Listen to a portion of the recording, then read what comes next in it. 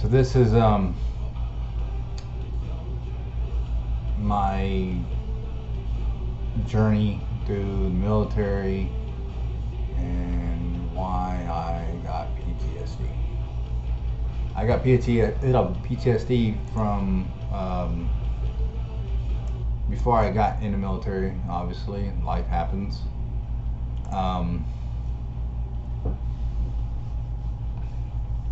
So let's just start off with basic. That was in Fort Knox. I mean, nothing really major. I mean, it really wasn't, other than the fact just mental stress of me trying to lose weight and pass basic. I did pass everything. The day after I passed my final PT test, I was running and hit a pothole, and then everybody come pile on top of me, and so I ended up tearing some ligaments and stuff in my foot. I had to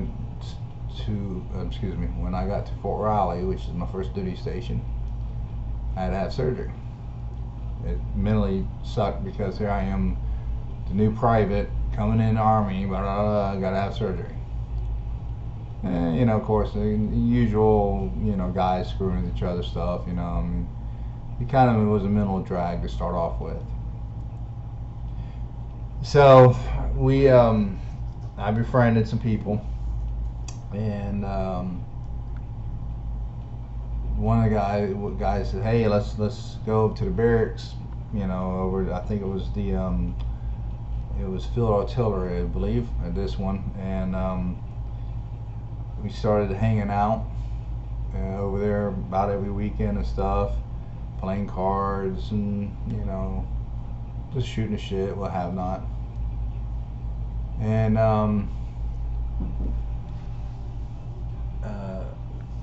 got to meet this guy, and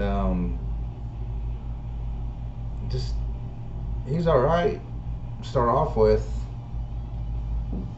After a couple months, he started becoming more of a dick. And one night we got into an altercation. I was sober, he was drunk, and kept pushing me. And I told him, you need to back off. You need to back off. Let's back off. I'm not playing this game. And so anyway, he swung, missed. I went after him. My guys pulled me back because we all got to try and take care of each other because we all can't afford to get in trouble and stuff like that. So anyway,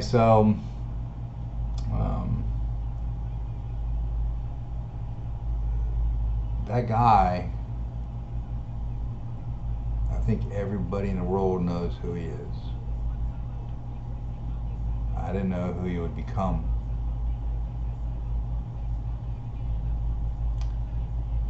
Three days later, after that incident, he blew up Oklahoma City building. He's Oklahoma City bomber, Timothy McVeigh. Every year I live with that guilt of knowing and thinking in my head that I wish I would have whipped his ass. Maybe I could have prevented the bombing. But my psychiatrist and psychologist and everybody say that, Dwayne, all you would have done was postpone it. He would have done it 2, 3, 4 days later. You wasn't going to be able to stop it. So, give you a little insight. He was stationed at Fort Riley, and he just had friends still there, and he hung out with them. So when you leave base to go out, Walmart, movies, whatever, you come out of the base, you're in a city called Junction City, Kansas. and that's where he got the fertilizer and other chemicals and stuff, and the rental truck from.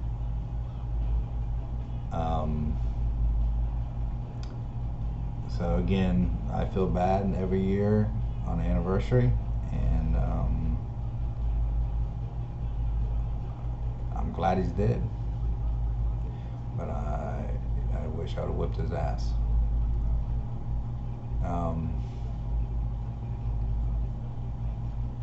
Yeah, so that was one thing, and then the continuation with McVeigh.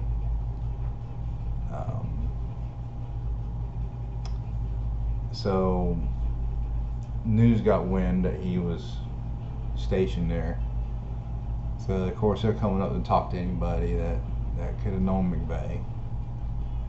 And some of my guys are like, "Hey Vines, you gonna go talk to the media?" I'm like, "Hell no, I ain't gonna talk to no damn media. Screw that. I want to know. I have not put my face to this shit. No way, no how am I ever." So anyway, so the media was pushing on people, guys that were close to McVeigh. They were killing themselves. I witnessed one. Me and my guys were about to leave, and the barracks, and this guy is sitting in the stairwell with a shotgun in his mouth.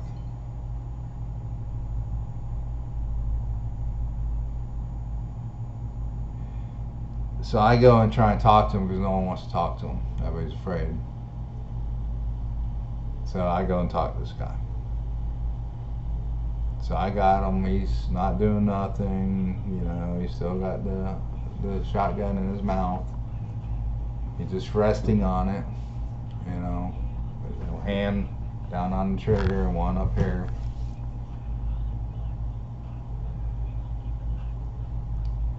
MP show up, and they tell me to step aside so they can try and talk to him.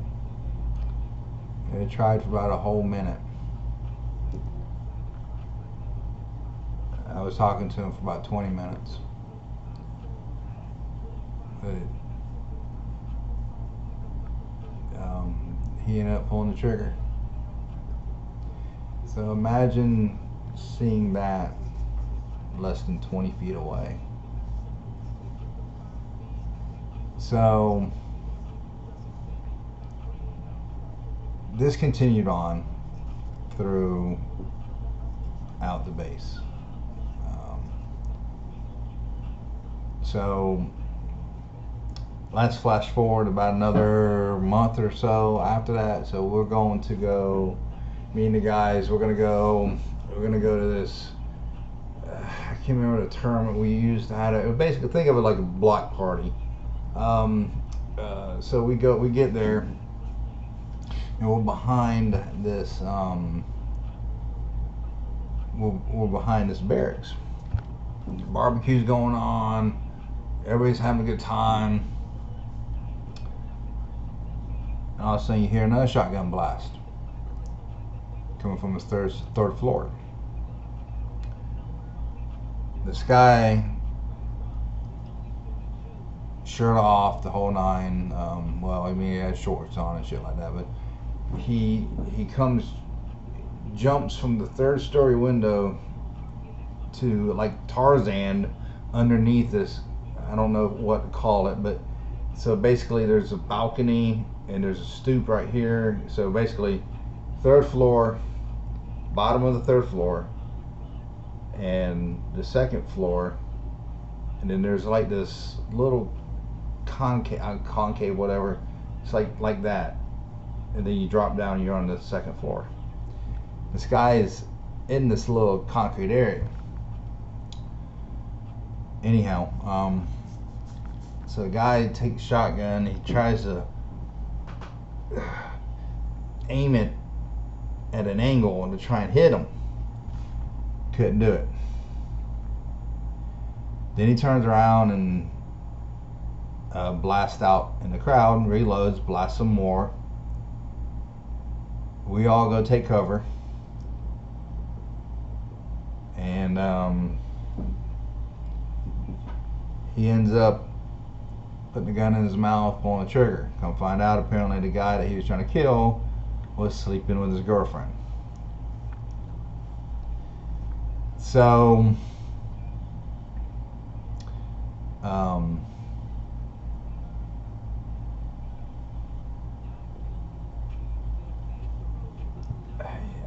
there was some personal stuff of mine I dealt with.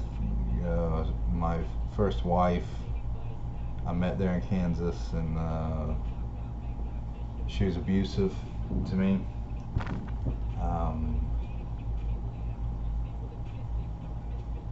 And I put up with it because I had a kid on the way. So anyway, so let's go to Germany. Get to Germany, and I get to, this is not, I guess you can call it PTSD. It's just a thought of someone who is so mentally ill that the thought process of him wanting to kill me was laughable, but had to take serious. So this guy, his last name was Meredith, and he's from Daytona Beach. So he figured, since me and him from Florida, me and him are going to be best buddies. Well, no, because I was a squad leader. And anyway, I caught him sleeping in, well, actually I didn't catch him, but my captain, my first sergeant, caught him sleeping in the truck when the truck was running, and that's a big no-no in the military. Well, it was back then. So he denied he was sleeping, even though he had his hand against the window and his handprints on his face. Anyway, I made him go do guard duty, relieve guard duty, and go to spend 4 hours out there. And mind you, it's snowing at this time. And so, make a long story short with him, my platoon sergeant was a huge asshat. And you'll find out even more later on about him. So, he made Meredith basically do 3 days straight of KP in the snow. Not KP, but guarding and snow. Mind you, it was a little shack with 4x4s on each corner, just a little tin roof, wide open everywhere else. So every 4 hours we would go down and bring him another pair of his boots, and then he would give us back his. We sit them by the fire to dry them out. So every 4 hours you had a dry set of boots. So anyway, what he was doing was he went up to my sergeant. He's like, "Hey, here you go." Hands my sergeant his ammo for his M16. And sergeant's like, what? And he's like, "This is for Vines's protection." And they're kind of like, what are you talking about for Vines's protection? They're freaking blanks. So next thing you know, I get a call on the radio, Vines come to the main tent. So I go up tent, and where that tent was, you open it up, you can see the GP medium, which is a big 30-man tent that we had. And you can see I slept on the back. I was on the very back of the tent by the back door.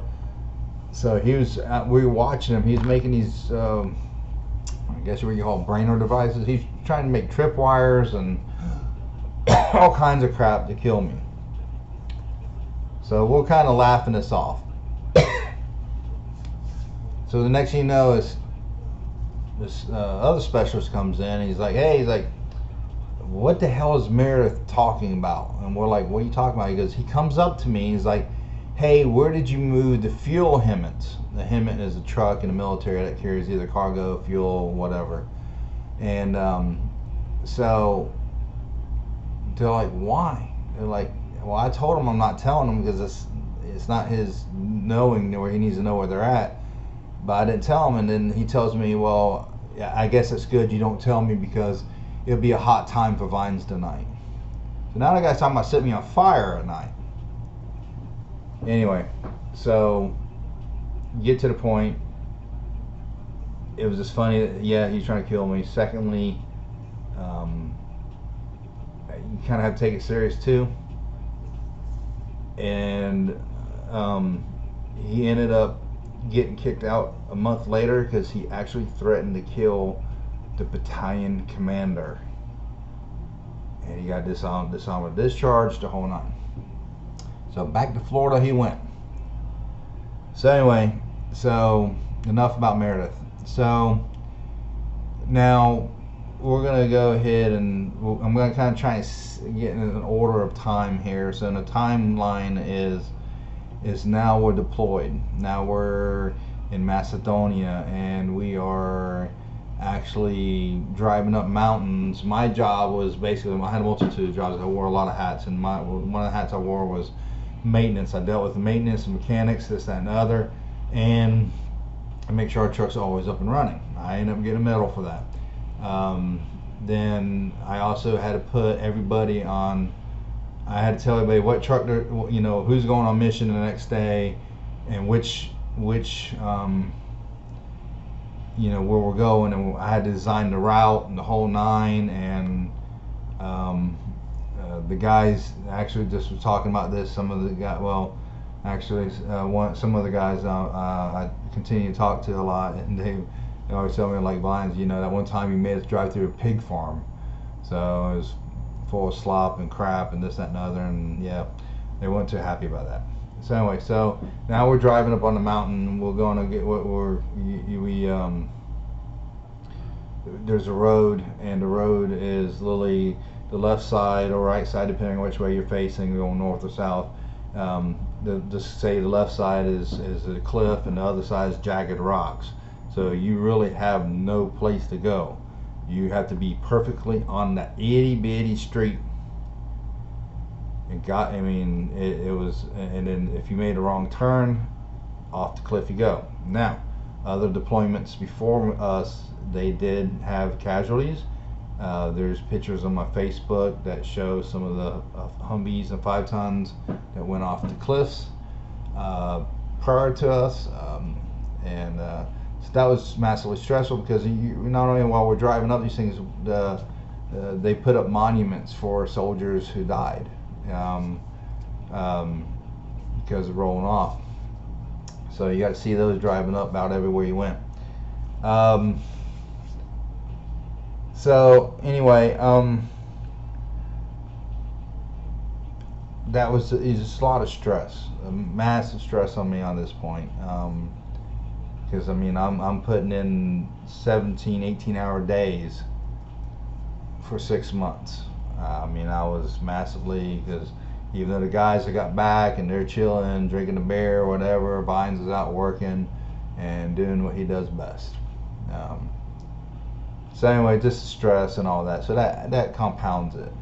So now let me tell you a little quick funny story before I jump into what leads into this. So on these missions, everybody had these giant 5-ton trucks that had giant tires. I had small tires. I had the oldest truck in the fleet. I named it Grandpa because it went through 3 engines and 7 transmissions before I got there. So me and Grandpa, all the when we got actually to the mountains and we're actually driving on soil and all that stuff, the roads were basically made via the rut. The trucks were making the ruts to make in there. Well, my truck can't do those ruts. My truck never went on any missions until I got there. For about, last mission it went on was like 2 years prior to me getting there. So anyway, so I had to make my own roads. So, here it is. My guys are in the convoy. They're just cruising along, and there's Vines making his own road. And, hey guys, what's up? What's up, man? Hey, what's up? You got your roads, I got mine. So anyway, battalion commander calls me in one day, Saturday. So I had this CO, first sergeant, my sergeants, everybody. So battalion commander's like, hey, he goes, yeah, so you do realize you've done millions and millions of dollars of damage to the lands that you're traveling on. I'm like, yes, sir. He's like, oh, so you're aware? I'm like, yeah, I am aware. I'm the one driving the truck.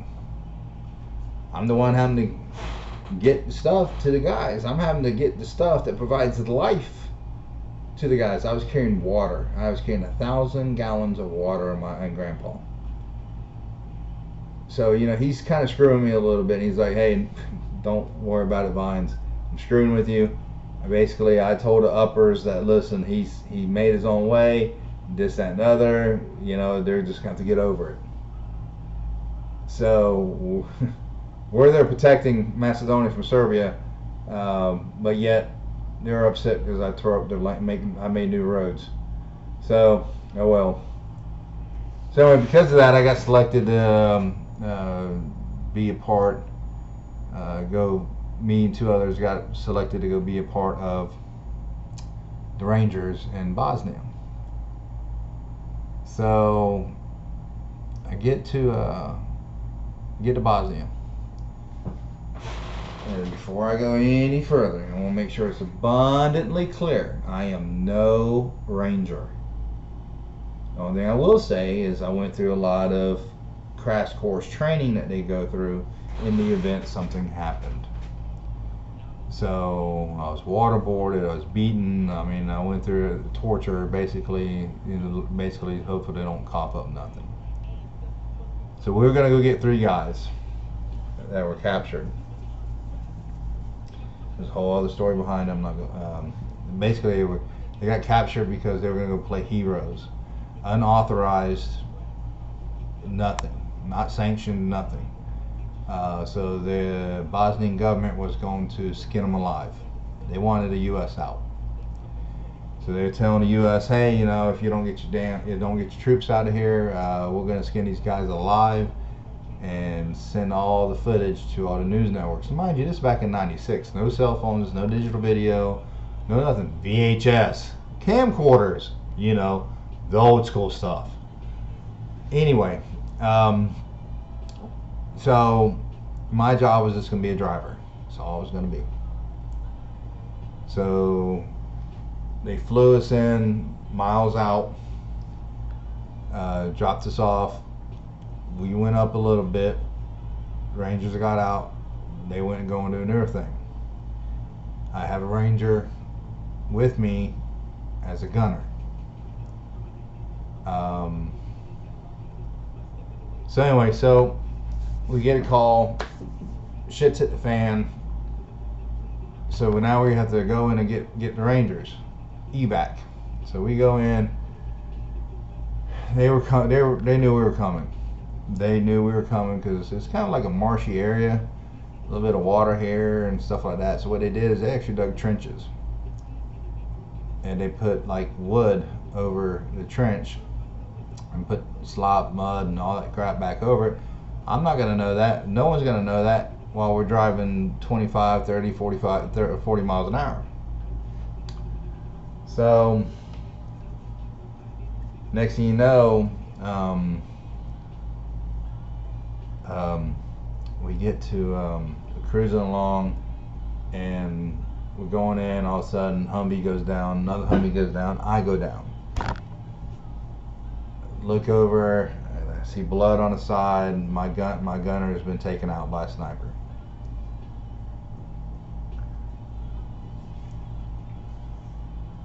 So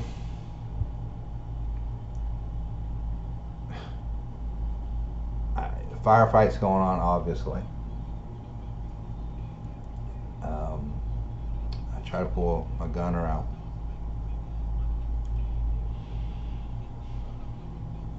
Now, I don't know if you believe in God or whatever you believe in or whatever the case is, but that apparently that entity was protecting me because the idiot could have shot me from afar. But for some reason he wants to come and screw with me.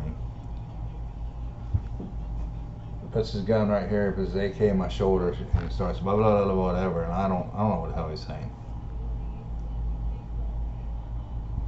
So all the years of martial arts training that I had starting at the age of 8 came into play. So I turned around, wrapped him up, had him pin here. The AK's behind my back. He's firing the AK in hopes that it's going to shoot me. Of course, by that time, I took a knife and ended his life. But I took his AK and shot him in the head.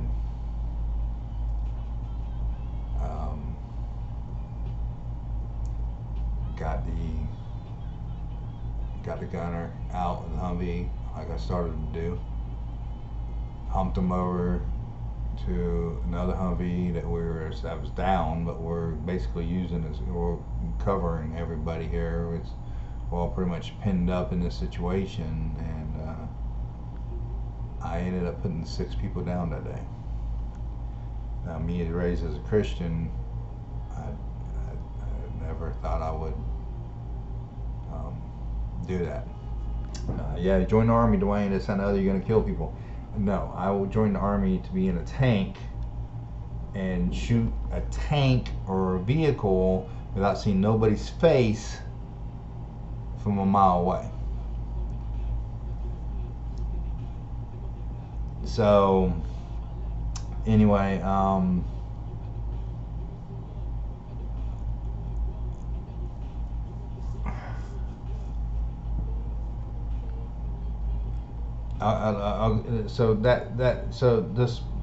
yeah, me doing that was hard on me, and I'll tell a small little story after I finish this.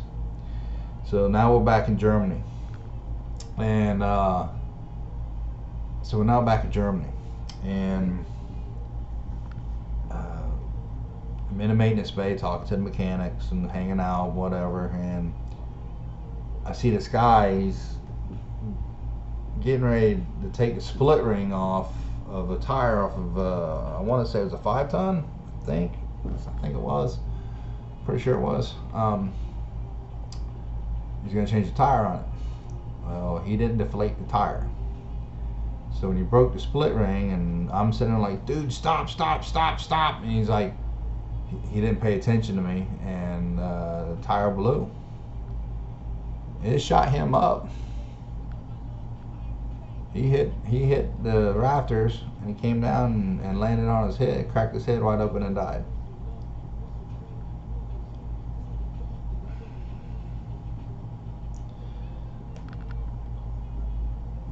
Another time was, a few of us in our platoon, we were just dealing with the trucks and walking through and just checking things out, and so a friend of ours by the name of Bowen, Specialist Michael Bowen, he was in the driver's hatch of a tank, and when you're in a driver's hatch of a tank, especially with the tank running, you gotta have your headgear on, so you can. I got a mic and all that. You can listen to somebody. So in a tank world, when a tank commander says power, what he means by power is he's traversing a turret. So they were testing the turret. So Mike's just kind of like hanging out, and we're kind of like, dude, put your headgear on, man. What are you doing, man? I mean, we're just kind of like yelling at him from afar, because we stopped for a second. I forgot what we were doing. Anyway, we stopped. Like, dude, put your headgear on, man. Put your headgear on. And he's like, he don't hear us. So next thing you know, we hear the tank commander yell power, and we went running. I mean, like freaking the Roadrunner, the Flash, anybody, the Superman. But we weren't there fast enough, because we're yelling, dude, get down, get down, get down, get down, get down, get down, get down. And finally, when it caught to him to get down, they spun the turret. 99% of his head came off his body. Smashed.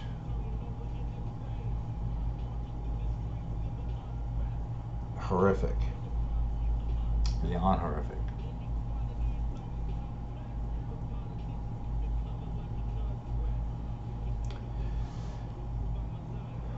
So I actually,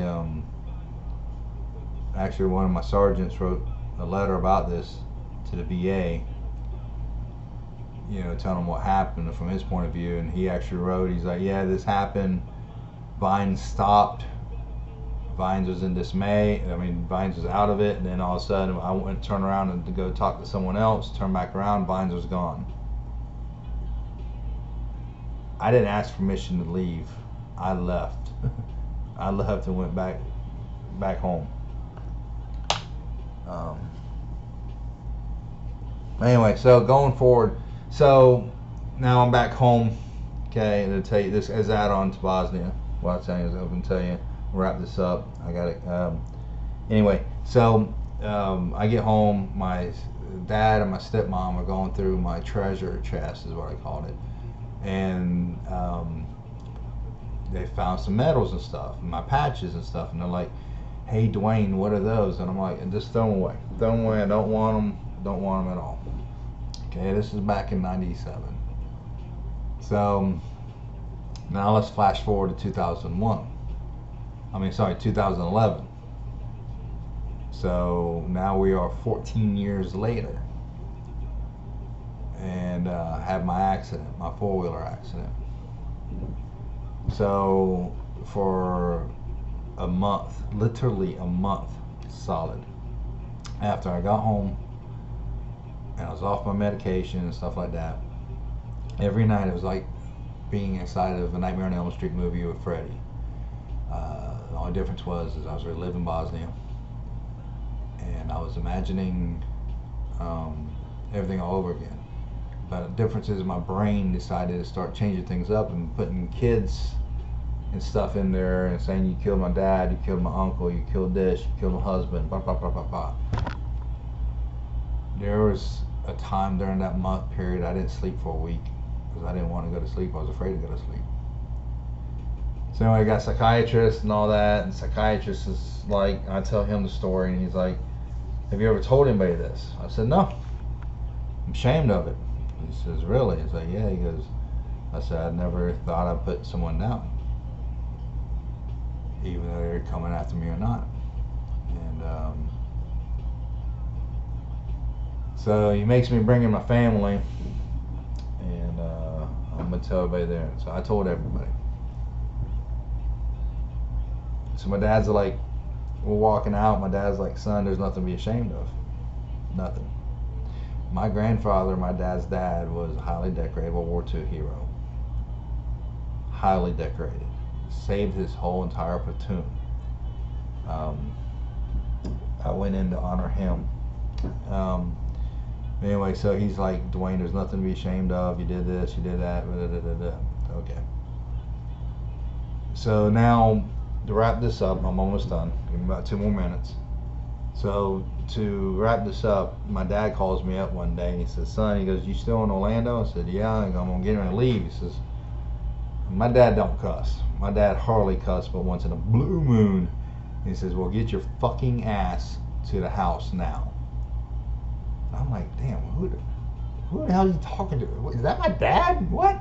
So I'm like, okay, Pops, no problem. So I get to the house, and he's got my four-wheeler sitting out there. He fixed my four-wheeler, and he says, I don't give a damn what you do, but for 1 hour, you're gonna get on that damn motorcycle, on that four-wheeler, and I don't care if you go 1 mile an hour or 100 miles an hour, but you're gonna ride it for 1 hour, and then come in the house. So okay, I'm like 37 years old. I'm like, what the hell is he talking to me like this for? I'm like, okay, whatever. I go do that. Walk in the house, and my dad had this like island in his kitchen. So we're sitting at the island just talking, and my dad says, well, hold on, I'll be right back. Great, what? So he goes back in his room, comes back. Those were medals and patches I told him to throw away 14 years prior. He kept them. He said, you know what, I knew there was a reason. You shouldn't be ashamed. So, in a nutshell, that's pretty much my PTSD that I encountered through the military. And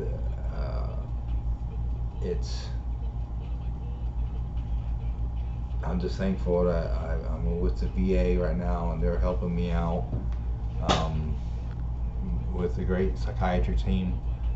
So I'm blessed in that nature. So I just wanted to put this on video, share it, and other than that, have a great day.